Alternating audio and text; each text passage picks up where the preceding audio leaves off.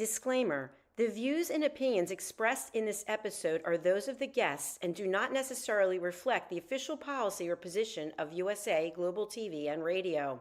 The content presented is for informational purposes only and is intended to foster open discussion and debate.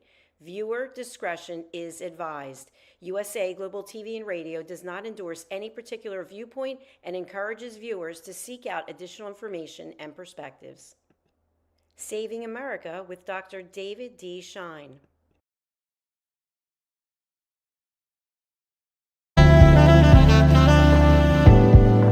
Welcome to USA Global TV and Radio, where our mission is to provide education, entertainment, hope, and inspiration.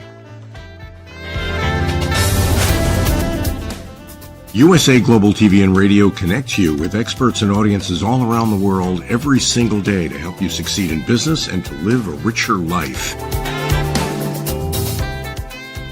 Visit us at usaglobaltv.com to learn about career and life-changing training and mentoring programs like the Listening Mentor. Subscribe to our newsletter to stay informed about our special programs and offers. Discover how you can become a guest on one of our shows or a host or producer of a USA Global TV and Radio show of your very own. That's USA Global TV and Radio, where the doctor is always in.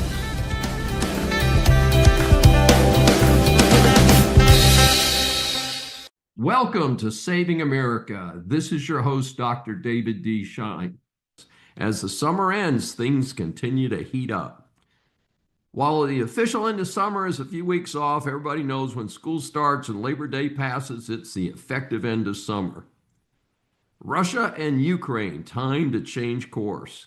There are plenty of players in the drama regarding the invasion of Ukraine by Russia. The crazed murderer Putin still thinks he will eventually take over Ukraine. Frankly, he thinks he will eventually take over the rest of Europe that used to be part of the USSR. Yes, folks, he's right out there with some of the television and movie villains that we've seen in the past in various James Bond movies, etc. And that's, for some of you too young to remember, USSR was that incredible failed attempt at communism that cost millions of lives and proved that it simply does not work. Due to the systemic failures within Ukraine itself and the parallel failures of the major European countries to modernize their militaries and take on Putin earlier, this has become a tough case to resolve. This, of course, was complicated by the incredible failure of the Biden-Harris administration that allowed the second invasion to happen at all. Further, once started, Biden's handlers were slow-walking aid to Ukraine and would not provide offensive weapons. Of course, I say handlers since we know that by 2022, old Joe was not mentally capable of being president. Most foreign powers, including Putin, obviously knew that.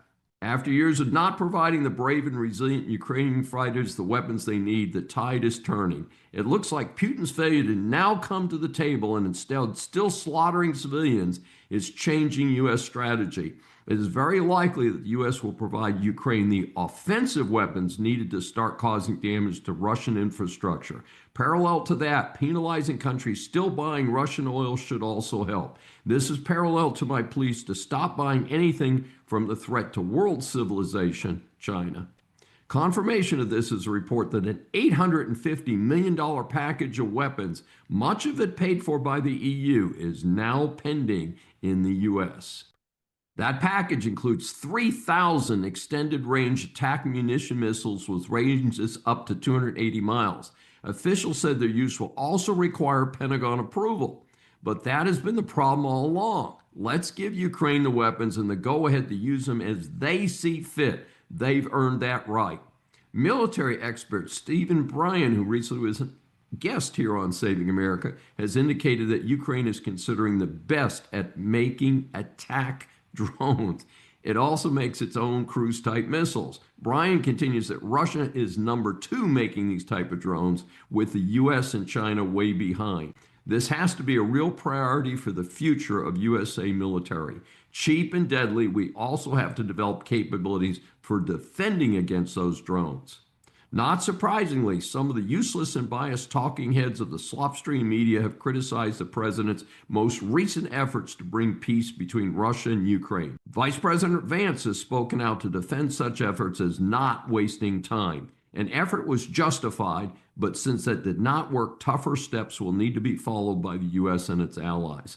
Another positive step is that NATO is not backing down from helping Ukraine. I note the series of ridiculous demands from that murderer Putin. He wants the eastern Donbass region of Ukraine, a very productive area. He wants to make sure Ukraine never joins NATO. He doesn't want any Western troops stationed in Ukraine, and essentially wants Russia to have complete control over Ukraine and its relationship with other countries. No sensible country would agree to these demands. Russia must be punished until all such demands are taken off the table. Sadly, that means more death and destruction, but the world needs to make sure it's happening in Russia now, not just in Ukraine. The world will wait and watch as the next steps unfold. Horror at a Catholic school in Minneapolis. I attended Catholic school K through 8th grade. I now teach at a Catholic university. Any shooting is bad, and a shooting at a school is even worse in our culture. The murdering piece of garbage who did the shooting committed suicide and cannot be examined. As many do, he left a variety of materials such as videos. This event hits me on an emotional level as a parent, grandparent, and a lifelong Catholic. The shooting took place at the church associated with the Annunciation Catholic School in Minneapolis. The students were celebrating Mass on the first day of school. 2 boys, 8 and 10, were dead. 17 others were wounded. The reports are that the shooter stood outside initially and peppered the stained glass windows of the church with as many as 50 rounds. It is my approach to never use the name of a shooter in a case like this. This case actually supports my approach, given that this garbage mentions another mass shooter that he admired on his social media. Reportedly, he targeted this school, which he said in a video, since it was an easy target and would cause a great tragedy. We do know that this young man changed his first name when he was only 17 to a more feminine name and claimed to now be female. Reports identified him as a trans woman. The specific tie to the school is that his mother worked at the school for many years until she retired. There does not seem to be any animosity expressed for the school or its students in his social media. Reports are that 2 of his magazines for his rifle that were found at the scene, one said, "Kill Donald Trump," and another said, "For the children." As usual, this is an act of a true coward. I believe he will rot in hell for eternity. There are no words that will help those parents of the dead and wounded. I am not sure how those children who survived this terror will be able to move forward in their lives without their view of the world forever being clouded. I can only extend my sincere sympathy to the victims and the near victims. I hope we can discourage future shooters by refusing to give their names any form of credit that could be used by other potential shooters. I-9 compliance and ICE raids. In 1986, President Reagan was encouraged to support the Immigration Reform and Control Act, IRCA. Part of the package was enhanced protection against ethnic discrimination, the introduction of the I-9 pre-employment form, and the requirement that employers only employ people here legally, and the big one, the amnesty that granted as many as 3 million people, mostly Hispanic, their citizenship. Reagan reluctantly agreed to this bill with the understanding that there would never be another amnesty like it. Of course, it was a Democrat calm job in many measures. Virtually everyone who has ever been employed in a legitimate job since IRCA passed has been required to sign an I-9 form, and in most cases present a valid driver's license and their social security card. Smart employers make copies of the supporting documentation just in case of an audit. There have been some updates to the I-9 form since different ID verification documents can be used other than the 2 I just mentioned. From time to time, up until about the year 2000, there were routine visits by Federal Wage Hour Division folks where the I-9 forms had to be produced. Starting around the year 2000, audits seemed to have been relaxed, and in turn, compliance in some industries became much less. From time to time, there were industry raids by federal agents, but these were not frequent. The best that I can tell is that the trigger was an employer had a large number of employees where the social security numbers did not match the records that the feds had for that number. During the Biden-Harris years, such enforcement actions were rare, if ever. With the arrival of the second Trump presidency, things have changed dramatically. The highest profile cases have been raids of factories, with one of the most widely reported a meat processing plant, Glen Valley Foods in South Omaha, Nebraska. A reported 63 people were taken into custody by ICE, which stands for Immigration and Customs Enforcement. I highlight the Omaha case since the company defended its hiring practices by explaining that they supported their I-9 compliance by verifying applicants with the federal government's E-Verify program. This is available only to employers to verify the legitimacy of the employee's paperwork, but is often recommended as an extra step for employers that want to be fully in compliance with immigration rules for hiring. The problem is that, as a spokesperson for ICE who was defending the raid said, E-Verify has a lot of flaws. So even if an employer uses it, they still need to carefully monitor and review each person hired. This is just crazy, folks. I sure hope that the feds under the current administration will clean this up, and now. Employers should be able to rely on the E-Verify system.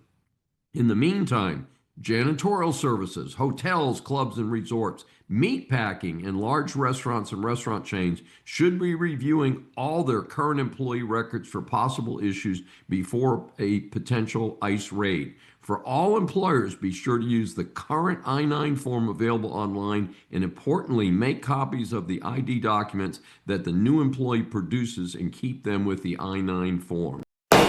All rise. Many in our audience were not born or certainly not old enough to be aware of the horrors of 9/11. Please describe what happened that day and how it led to your book, Thunderdog. And of course, we already know that at age 14, you got your first guide dog. So how, just as we lead into this question, how long does a guide dog work with an individual? Because I know there's a year or two of training, and then they only go a certain period of time. Is that correct? Not a certain period of time. It's all about the health of the dog. So my second guide dog, Holland, actually worked 13 years. Now, we weren't doing a lot of walking around for the last few years, but he worked from 1973 until 1986. Wow. And I had arranged to get a third guide dog, and 2 weeks before, he collapsed out in our backyard, and we got him to the vet. The vet said, we can bring him back up, but he's not going to have a good quality of life. He's had a heart attack or a stroke or perhaps both. And so we had to say goodbye to Holland a little bit more suddenly than we had thought. But then 2 weeks later, I went up and got my third guide dog, Klondike, and began working with him. At the World Trade Center in 1999, when we opened the office for Quantum, I had just gotten my fifth guide dog, Roselle. And so Roselle and I went to the World Trade Center, and I spent time, as the leader of the office I was in, I knew that I needed to do what anyone else who was leading an office would do, but I had to do them differently. So for example, not only did I need to know what to do in an emergency and how to function, but I had to actually know it because I'm not going to read signs. And so I spent a lot of time walking around the complex, learning where things were, talking to the Port Authority, police, and fire departments and so on, learning what the emergency evacuation procedures were, and so on. And what I didn't realize until many, many years later is that what I actually had done was developed a mindset that says, you know what to do if there's ever an emergency. You don't need to fear it. And I didn't realize that, but that's part of, I think, what my makeup is. But the bottom line is I learned all of that. And so I was well equipped to deal with running an office. And the other reason that I learned a lot of that was, as a leader of an office, if my salespeople brought in an employee, or excuse me, a guest to talk with us or see our products and then talk about possible proposals and contracts and so on, and during all of that, we decided to go to lunch. How was it going to look if I said, well, I don't know how to get anywhere around the World Trade Center. I'm blind. And 2 hours later, we're going to be back up in the office negotiating multi-million-dollar contracts? That doesn't work. I needed to know where things were so that I could say, what do you want for lunch? Oh, you like deli sandwiches. There's this great restaurant downstairs called Fine and Shapiro, which was good. And I'll take you there and literally lead the way. Now, my employees always, of course, said, well, he can really see, he's just faking it. You know, they teased me a lot, but they knew. And that's why we did some of the things, including those bright employees, the way we did, because they knew that I was going to work to impress the heck out of anybody who came in. Well, so on September 11th, we were going to be holding some seminars teaching some of our reseller partners how to sell our products. And at 8:45, I was in my office along with a colleague, David Frank, who had flown in the night before. David was going to be the person to talk about pricing and pricing models and so on, and help our reseller partners. My job was to be, and David didn't live there, so my job was to be the day-to-day technical contact, having a master's degree in physics, learning all the technical aspects of products. I even helped our sales engineers and service engineers diagnose problems sometimes. But the bottom line is that I knew how to do that and knew how to be technical because that's what my background was. So as I always also told all my salespeople, and it's something that I talk a lot about when I talk about teamwork and traveling the country or the world, speaking today, what I told them was, you know, I hired you because you convinced me that you could sell. I hope that you will. But my job is not to boss you around, but rather to work with you to figure out how I can add value to what you do. And certainly having a technical knowledge that most of them didn't, and being articulate and so on, that helped. And so I worked with salespeople to do all of that. So my job on September 11th was to be the guy doing the basic seminars, running a laptop projector slideshow, using my Braille script so that I knew everything about the slide presentations, including even where things would show up on the screen, because my wife and I created a very detailed script. And so at 8:45, we were getting ready to do the seminars, and the last thing we had to do was to create a list of all the people who would be coming so that we could fax it on letterhead to the Port Authority security people in order that they would know who's coming, so that when somebody came to the security desk, they could say, I'm supposed to go up to the 78th floor to Quantum, and the security people could say, what's your name, and check them off the list because it was on letterhead, and they were allowed to go up rather than having to call us every time one of the 50 people scheduled that day would be coming. So at 8:45, I was literally reaching for letterhead when suddenly the building sort of shuddered and shook. We heard a muffled kind of thud, and then it began to tip in one direction, as I'm now tipping my hand toward the camera. Literally, it tipped, I think, like 20 feet. Tall buildings like that are flexible. They're made to bend in the breeze because heavy windstorms and so on could shake buildings. And in fact, an airplane hit the Empire State Building during the 1940s, a military aircraft that got lost in a fog bank. So tall buildings are made to flex, and that's what happened when the airplane hit the building. Everybody says, of course, you didn't know what went on because you couldn't see it. And as I point out, the last time I checked, Superman and X-ray vision are fiction. The building was struck on the north side of its faces at about the 96th floor, technically between floors 93 and 99. We were on the 78th floor on the south side. Excuse me, no one knew what happened. And all the way down the stairs, with the hundreds of people that I interacted with, no one knew what happened because all of our people were on the other side of the building from where the plane hit. Anyway, David and I actually finally said goodbye to each other because we thought we were about to take a 78th floor plunge to the street when the building stopped and it started coming back the other way. Wow. And when it got vertical again, I went back into my office. I was standing in the doorway. I grew up on the San Andreas Fault in California, right? Building moves, go stand in doorway. Yeah, a lot of good that does on the 78th floor and you're standing by a non-bearing wall, but you know, it's habit. Anyway, so the bottom line is that after the building stopped moving, I went back in and I met Roselle coming out from under my desk. I told her to heel, which meant to come around on my left side and sit, which she did. And about that time, the building dropped straight down about 6 feet. The reason it dropped is because the expansion joints that make the building flexible went back to their normal configuration, which is exactly what was supposed to happen. Then David looked out the windows and started seeing fire and smoke above us, and I could hear noises outside the window, and he described it as millions of pieces of burning paper falling outside our windows. And he kept saying, we got to get out of here. We can't stay here. We got to get out of here right now. Remember I mentioned that mindset before? It Yes. must have clicked in, because what I started to say to David was, slow down, we'll get out. No, we got to get out of here right now. We can't stay here. The building's on fire. We had early arrivals, early guests, and they started screaming and moving toward the exit, but then they heard me say, slow down, stop. And they waited to see what was going to happen. And finally, David used what I call the big line. You don't understand. You can't see it. That's what people do. The presumption is if you can't see it, you don't know. And the reality is when you can see it, you don't know. The fact is that David wasn't seeing what I was seeing because he was panicking. What David wasn't seeing was that I had a dog sitting next to me, wagging her tail, yawning, going, who woke me up, not giving any indication of fear. And I knew what Roselle was like when she was afraid, because she's afraid of thunderstorms. Well, I finally got David to focus, and I said, get our guests to the stairs. Do not let them take elevators, because you saw fire. And if that elevator, if those fires are in the at all central part of the building, it's where the elevators are, and people are going to perish. So don't let them. Absolutely. Don't let them take the elevators. They got to take the stairs. Well, he got them to the stairs. And meanwhile, I called my wife, Karen. The media hadn't gotten the story yet by any stretch of the imagination.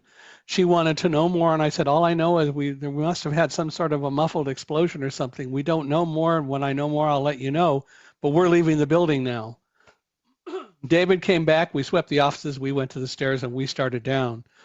And I won't spend a lot of time telling the entire story, because I know you've only got a limited amount of time to do this. But the bottom line is, as soon as we got into the stairwell, I began smelling an odor.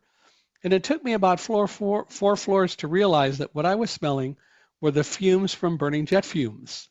Yes. And burning jet fuel. And I realized that it took me about 4 floors to recognize it, but I realized I'm smelling what I smell at airports. And so I observed to other people around me, that odor is the fumes from burning jet fuel. And they said, yeah, we were trying to figure it out. That's what it is. We must have been hit by an airplane. But that's all we knew. All the way down the stairs, that's all we knew. And Michael, how many minutes does it, and I'm assuming that this stairwell was totally bumper to bumper with people, butt to butt, as we say. So how many minutes do you estimate it took from when you entered the stairwell on the 78th floor to get to ground level? About how long was that?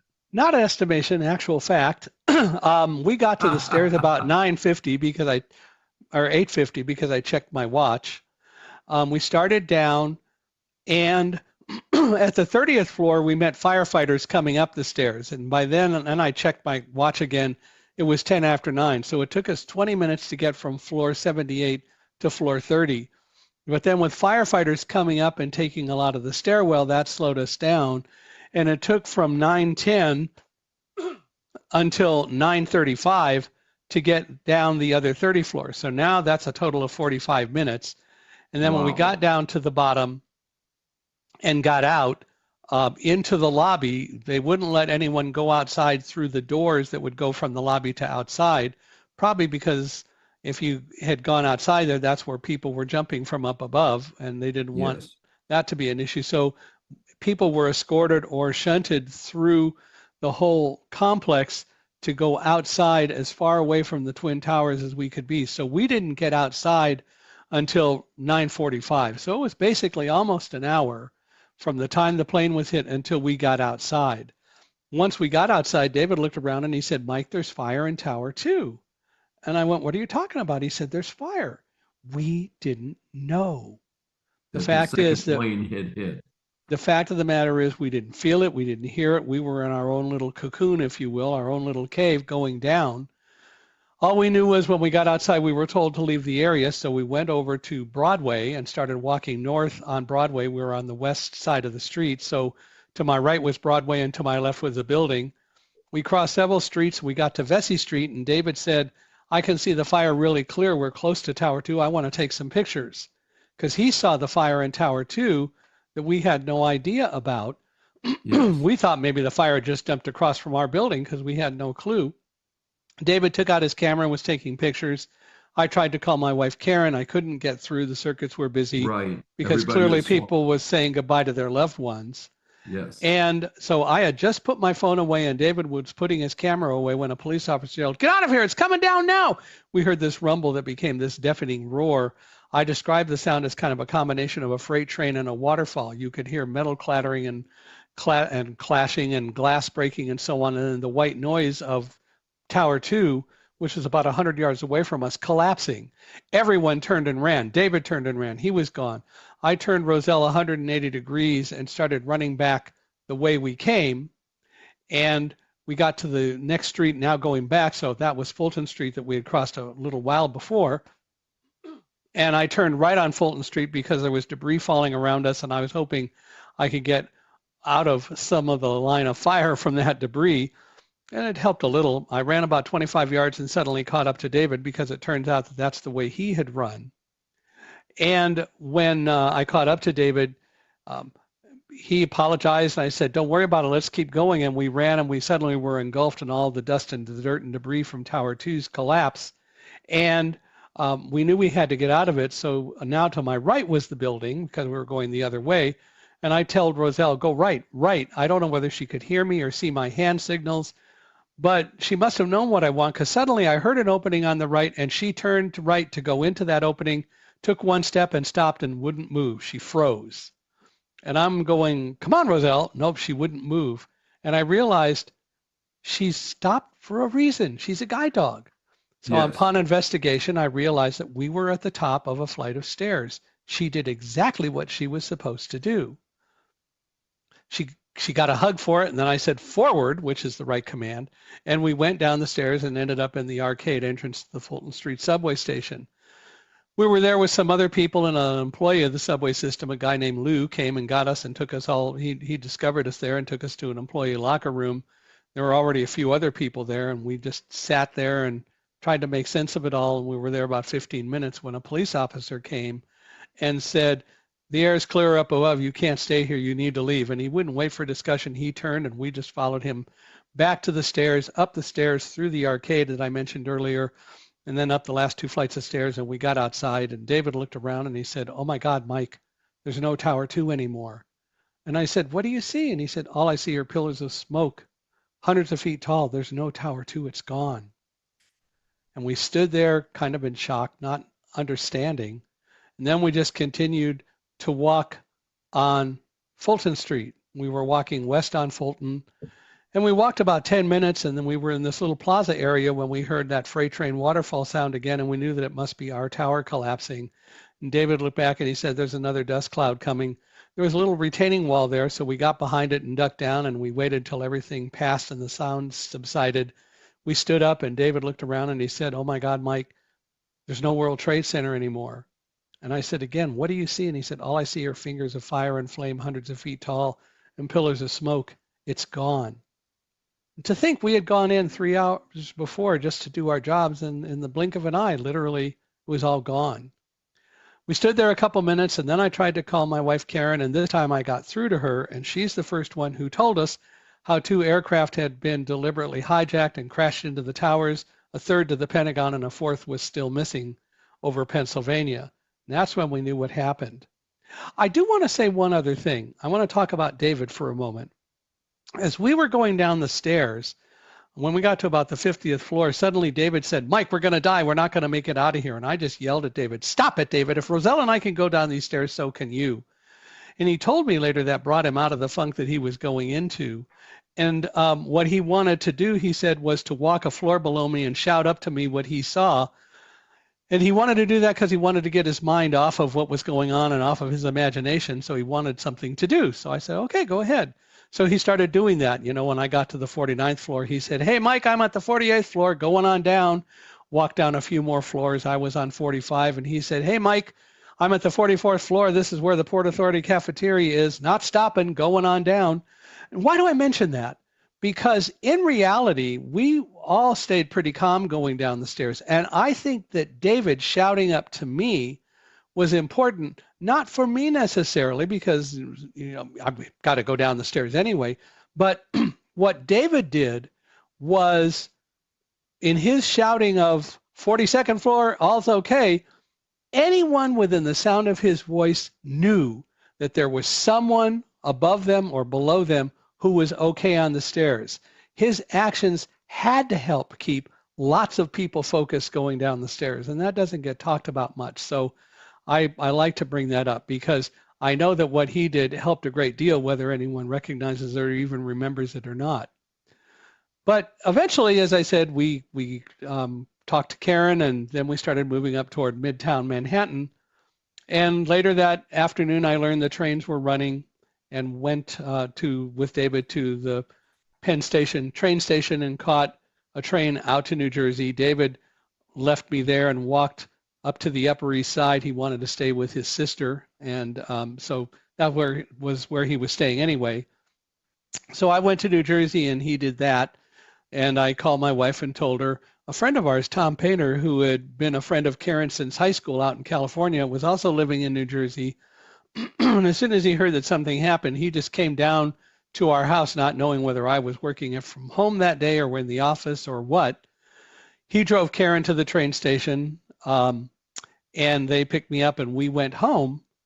And so it was kind of over. And as soon as we got home, I took Roselle's harness off. I wanted to take her outside. She would have none of it.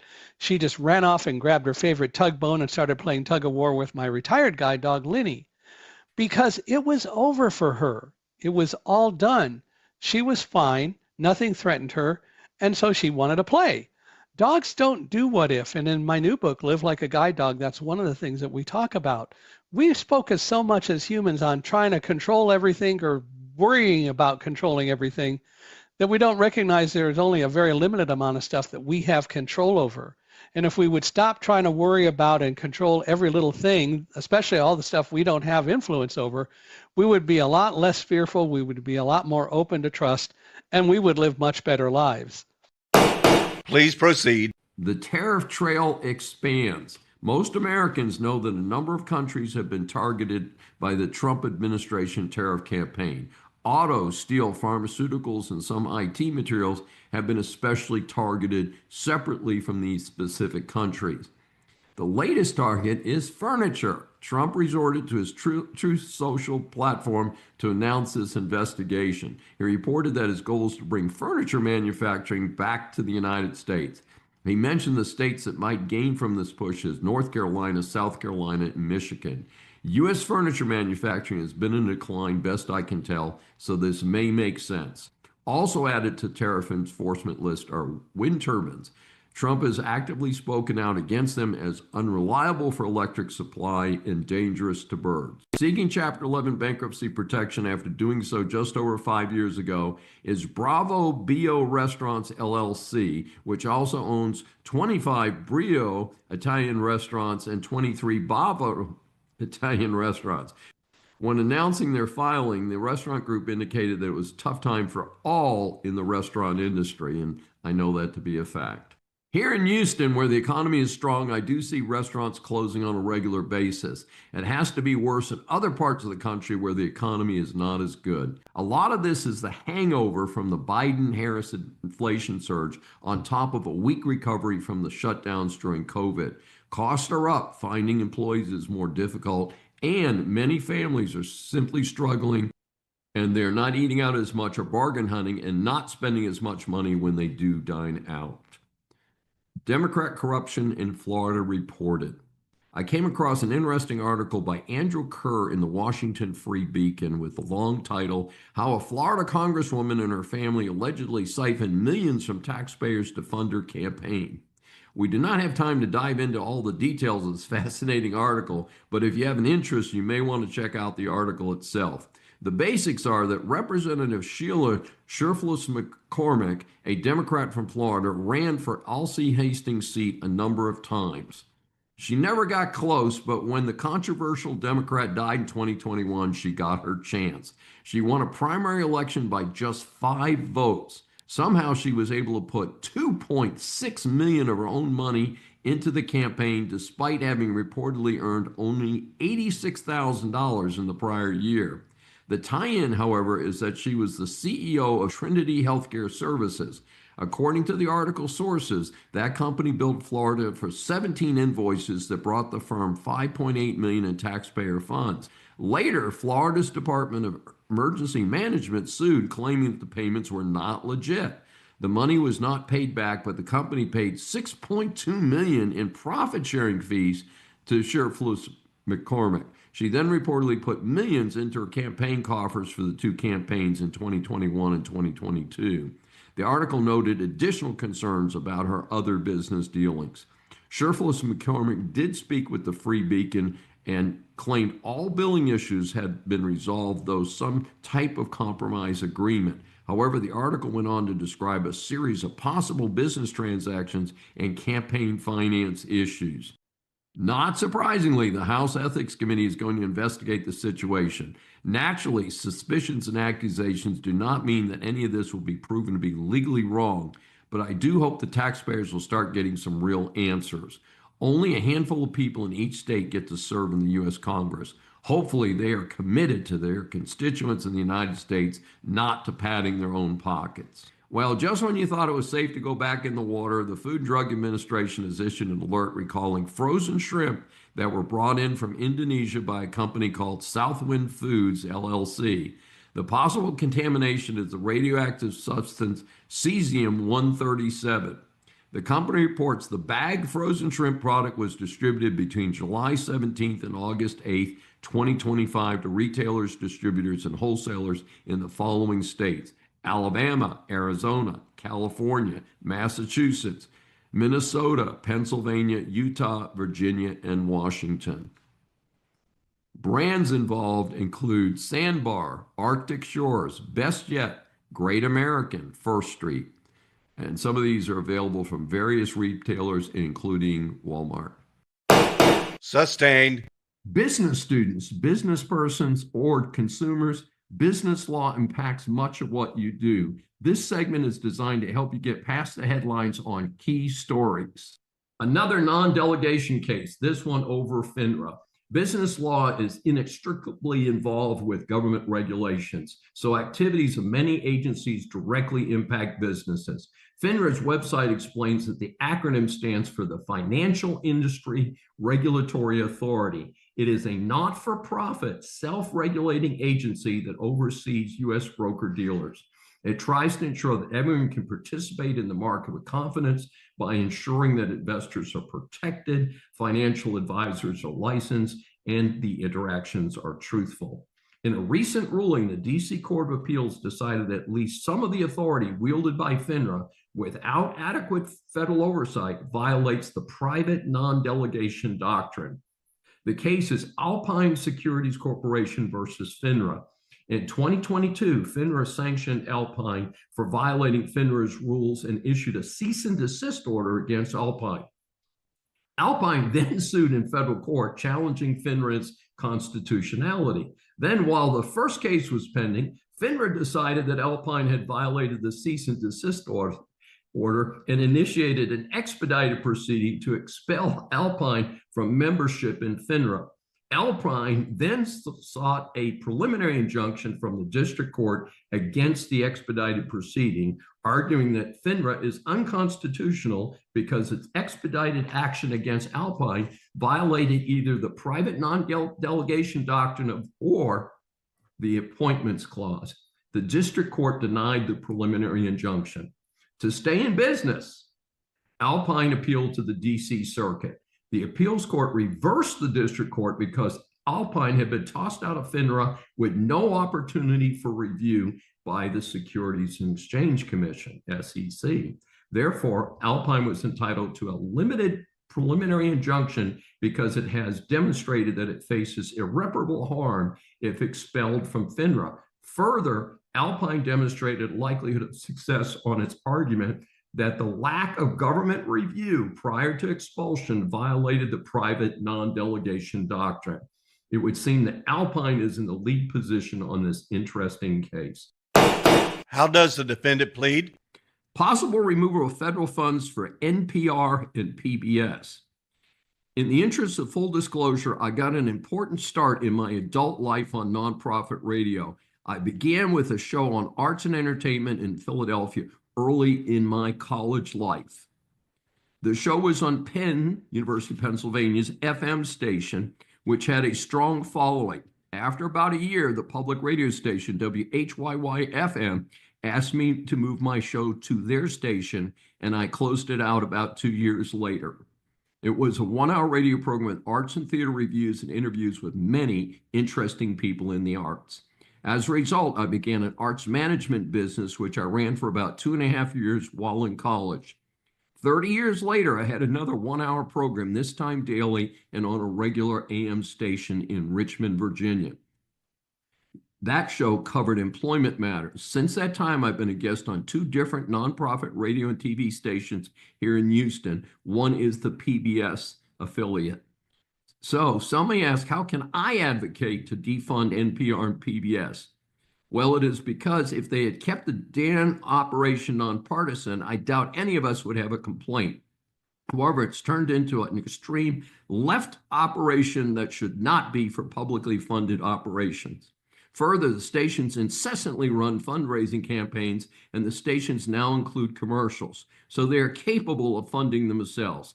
This is critical in a time of enormous national debt. Even a left-winger like Bill Maher has come out in favor of defunding NPR and PBS, and I do not expect Sesame Street and other popular programming to go away. Given their popularity, I'm sure there will be so-called sponsors, not advertisers.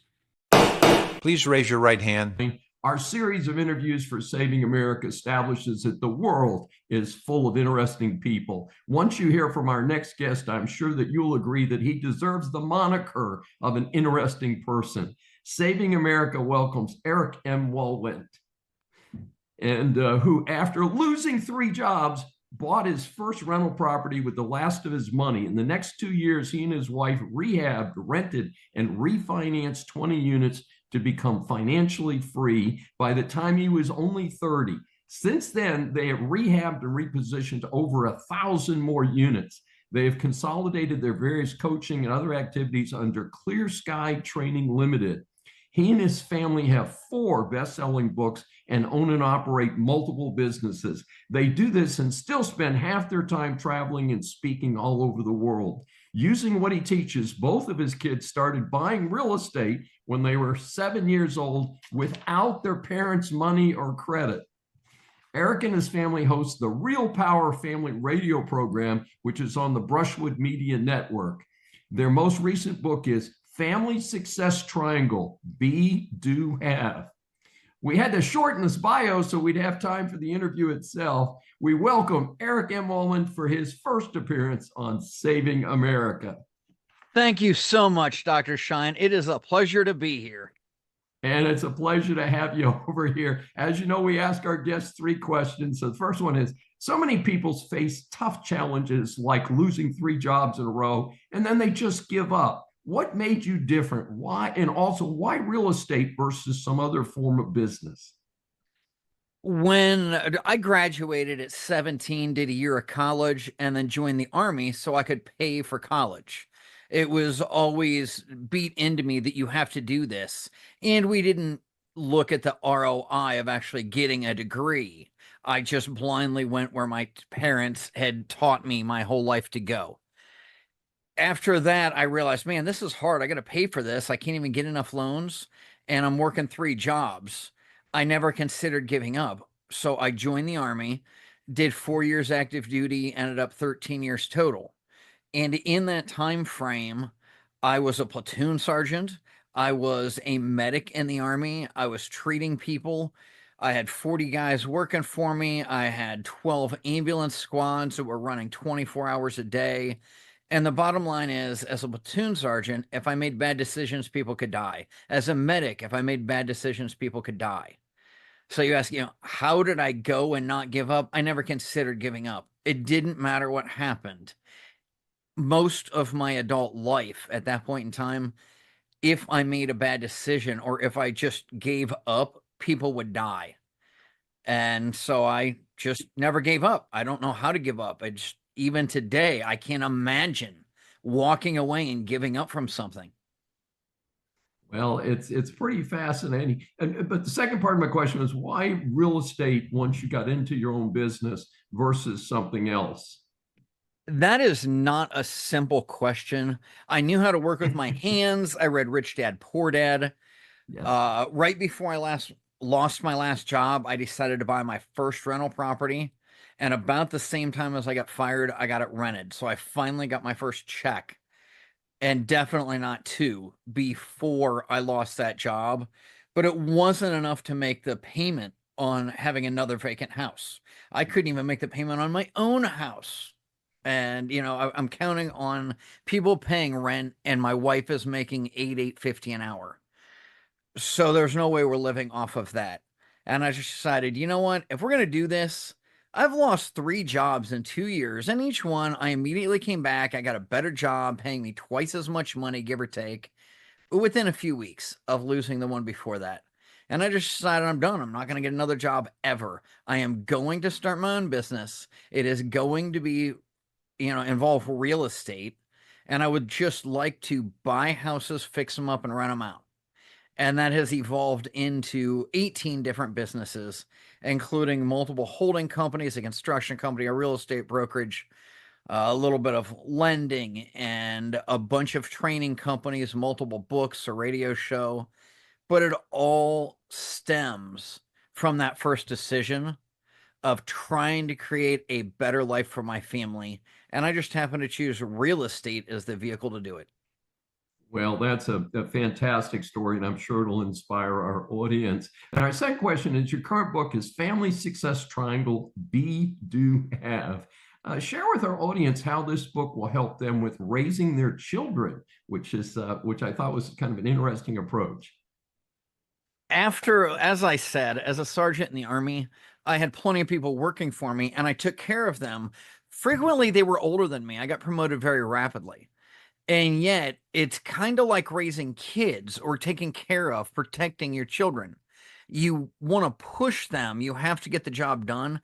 And at the same time, you want to put them in as little harm as possible or in the way. And that's not always easy in the jobs that we did. I mean, I was an airborne sapper, jumped out of airplanes, blew stuff up.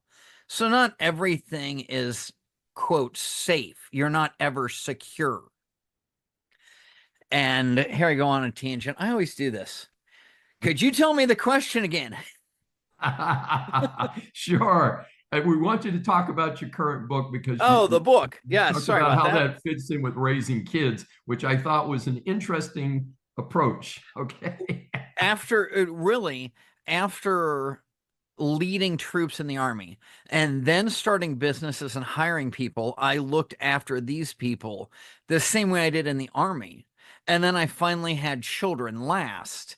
And there's very little difference. If you can be a good leader, you can be a good father. And I know my kids will probably say I'm a little bit too militant, a little bit too much of a drill sergeant, and that may be. And they get incredibly good results. I mean, they're right now, as we record this, they're recording their own radio show that'll go out to millions of people without any adults. It's just the 2 teenagers talking. So Excellent. I have instilled good values in them. And the most important of those values, I wrote my perception of what that should be in my book, Family Success Triangle. And then the second half of the chapter, my wife wrote her perception of what it should be. And you can see sometimes we're completely aligned and sometimes we're way off base. We come in wildly different, but we all have the same basic morals and ethics. And that's what we taught our children. That's what I put into my book. And it really doesn't matter if you're running a business, if you have trouble with employees, or if you're a sergeant in the Army, or just a father or a mother. The same basic principles can guide you through everything. That's why I wrote the book, Family Success Triangle. Sounds great. And speaking of radio shows, our third question is, you've got your whole family doing a program on Brushwood called Real Power Family Radio Show. Tell us a little bit about that show and what are you trying to do for your audience? I'm trying to make their world a better place. Every single day we end with use what you learned here today to make the world a better place. From the time my first son, Devin, was born, I think the first couple of weeks of his life, I told him, I want you to go out and change the world. And then I realized there's very bad people in the world that change it for the worse. So I changed what I was saying because I think words have power. They're very important to use exactly the right word. That is the problem with the governments and the media today. They're changing the definitions of words. So when I say something, I am very specific. And I told Devin, go out. I want you to go to sleep. I love you. And I want you to dream about making the world a better place. And I have said that to him for 17 and a half years of his life. And the 14 or 15-year-old, at least in a couple of weeks, he'll be 15. I've said it every night of his life.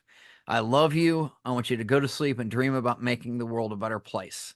That is what I want to do, not just for our family, not just for my city or state or even the America. I want to give the information that people need to make the world better. I want them to step back and see and not be controlled by emotions and especially not fear. I want them to form a good, hopefully a family unit, or you get your tribe together, whatever that tribe, whatever that group is, and you help each other, and that will make everybody's world better. And when you get good at that, and you have a nice strong family or a strong group of people, then take it to the next level and help the next level to get bigger. And I find that writing books and having my own radio show is the best way to do these things and reach the most amount of people. Well, that's fascinating. Of course, it makes you a perfect interview for Saving America, because part of our objective is to make America better. And I think if we make America better, that will help to make the world better. How can our audience get more information about you, your family, and your various activities? Where's the best places to look? I am the father of the Real Power Family. You can type Real Power Family anywhere. We're on the Brushwood Media Network. We're on YouTube. I think we're on TikTok, Facebook. If you type it in, my name, Eric M. Wohlwend, on LinkedIn, I'm there. And we all have our own X accounts and LinkedIn accounts. But just Real Power Family. It's always about the family. It's not just me. It's not just my wife. It is about the group working together that makes us all stronger. Fantastic. Well, this has been a lot of fun. Eric M. Wohlwend. The defense rests, Your Honor. Clown editor from The Atlantic, accidentally on a text stream of Trump administration security folks. Unless you're living under a rock, I'm sure you've heard one of the 20 versions of this story. Recently, one of the first confabs of the whole Trump security crew plus VP Vance were on a text on Signal. The discussion involved getting ready to do something that the world has needed for years, to bomb the Houthi terrorists in Yemen into history. Somehow, Jeffrey Goldberg, editor of the fading magazine The Atlantic, got looped into the text stream. He made a big deal out of how it was horrible that someone without security clearance was somehow able to get into the text stream. I do not disagree with that simple point. I do note that I was introduced to The Atlantic in high school as a literary magazine. My regular audience will not be surprised that I was advanced English in high school. I also introduced to the New Yorker as a similar magazine. Well, that was a long time ago. Today, both are regarded as mere woke trash, having sold out long ago. Given the Dems have nothing but complaints, nothing positive, the Dem liars and fools show in D.C. went into hyperdrive. And as luck would have it, security updates were scheduled before Congress at this time. So Signalgate was born. There have been calls by the Dems for the resignation of Mike Waltz as the national security advisor. Trump intelligently said Waltz learned his lesson and let's move on. That is the correct answer. Lost in all this talking is the bombing of the Houthis, which was the subject of the test, was very successful. And I think this was the third or fourth consecutive night that they were leveling that part of Yemen to get rid of this scourge of the earth. Now, the security team that was on that call said there were no confidential details discussed before Goldberg. I take their word for that, but I would say that there was more discussed than I would like to have exposed to someone like Goldberg. Certainly, given Trump's public announcement of the planned bombing and other recent bombing runs, nothing stunning was discussed here. Goldberg, of course, didn't like being spanked, so he has exaggerated the level of detail he is privy to. I note that I'm unable to read specifically what he wrote since it's behind a paywall, and I surely won't give a penny to The Atlantic. As I've already said in prior webcasts, the Trump team is a credit to the United States. The worst person in his new administration leadership team is far better than the best member of the Biden-Harris administration. So no, I do not consider that the sky is falling. While unhappy, I am more unhappy with the ridiculous time-wasting show that has been brought about by the Dems. What nobody has said so far, why would the phone number of this clown Goldberg have been available to the security team to even invite him to this chat? I cannot imagine why his number was anywhere around. In fact, I believe this sounds like the famous leak from 2 years ago of the abortion decision at the Supreme Court. I want to know how Goldberg's phone number was even in the system. That should be the real question here. Here's my analysis on punishment. Hillary Clinton had a reported 65,000 emails sent from her home computer server. This was a massive and deliberate security violation. If you will imprison her for the rest of her life without parole, I will let you smack Mike Waltz's hand for an error during his first couple weeks on the job. Silence in the court. Race-based policy goes to SCOTUS. The Voting Rights Act of 1965 was passed to protect the rights of minority voters throughout the states. It was originally targeted at the vestiges of the Jim Crow laws in the Democrat-controlled South. It also banned the poll tax, another tool the Dems used to keep blacks from voting. However, not everything has been smooth. In an effort to provide more representation for minorities, states have gerrymandered many congressional districts to create black districts. These attempts have repeatedly been brought before the courts. In fact, I have a personal friend who was an expert who testified in such cases over the years. About 20 years ago, this backfired in the Houston area when a so-called black district was won by a white Democrat, not a black one.